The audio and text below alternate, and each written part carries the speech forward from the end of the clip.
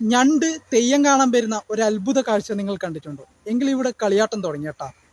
2 വർഷത്തിൽ ഒരിക്കലാണ് ഇവിടെ കളിയാട്ടം ഉണ്ടാകുന്നത്. കണ്ണൂർ ജില്ലയിലെ പയ്യന്നൂരിനടുത്തുള്ള കൗവായ് കോട്ടക്കീഴിൽ ശ്രീ ഭഗവതി ക്ഷേത്രം. അപ്പോൾ ഇവിടെ കളിയാട്ടമാണ്.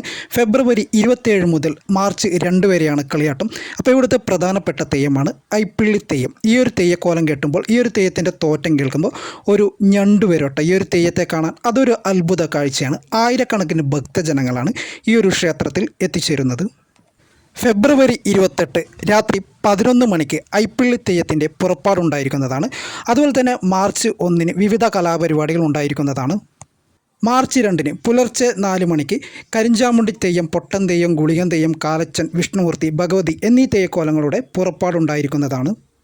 എല്ലാവരും ക്ഷണിക്കുന്നു, സ്വാഗതം ചെയ്യുന്നു പയ്യന്നൂർ കൗവായ് കോട്ടക്കീഴിൽ ഭഗവതി ക്ഷേത്ര സന്നിധിയിലേക്ക്.